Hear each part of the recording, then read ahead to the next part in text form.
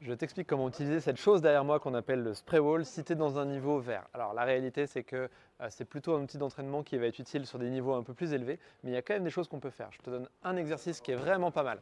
Premier truc qu'on peut faire, c'est aller trouver des positions dans lesquelles on arrive à tenir. Les prises ne sont pas très bonnes, le mur est très déversant, donc forcément c'est déjà difficile. Je vais faire ça et ça, hop, je me mets en position.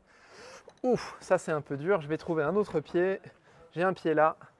Je me penche un peu, je me pends, 1, 2, 3, c'est réussi. Je pose les pieds, hop, 1, 2, 3, c'est réussi.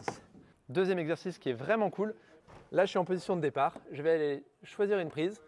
Premier niveau, c'est juste je touche. Si j'ai réussi à toucher, c'est réussi.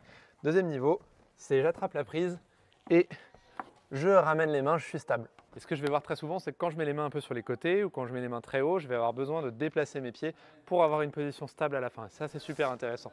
Il faut vraiment essayer de soigner le déplacement des pieds pour trouver la stabilité. Voilà, et là, le but du jeu, ça peut être de partir de cette prise et d'essayer de tenir à deux mains sur le plus de prises possible tout autour. Prenez des temps de pause régulièrement parce qu'on peut réessayer, mais au bout d'un moment, sans avoir forcément les bras explosés, simplement le niveau de force baisse. C'est inévitable, donc prenez des pauses, buvez de l'eau, reposez-vous. Bonne grimpe et à bientôt.